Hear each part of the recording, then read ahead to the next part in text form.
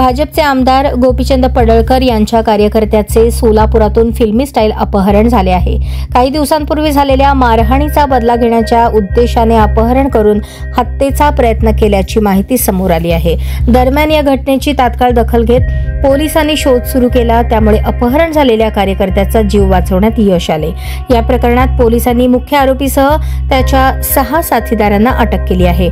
शरणू हांडे असे अपहरण झालेल्या कार्यकर्त्याचे नाव आहे। त्याच्यावर सध्या रुग्णालयात उपचार सुरू आहेत। जुन्या वादातून हा प्रकार घडल्याचे सांगण्यात येत आहे। दरम्यान या प्रकरणातील मुख्य संशयित आरोपी अमित सुरवसे याने 2021 मध्ये पडळकर यांच्या वाहनावर दगडफेक केली होती। याचा बदला म्हणून काही दिवसांपूर्वी शरणू याने अमितला मारहाण केली होती अशी प्राथमिक माहिती हाती आली आहे।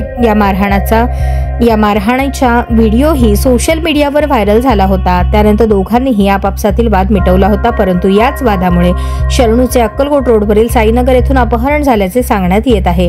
घटनेचा पोलिसांनी तपास सुरू केला आहे। शरणू याचे अपहरण नेमके कोणत्या कारणामुळे झाले, त्यामागे जुन्या वादाची काही पार्श्वभूमी आहे का याची माहिती पोलीस तपासातून समोर येईल, परंतु या घटनेने सोलापूर जिल्ह्यात मात्र खळबळ उडाली आहे।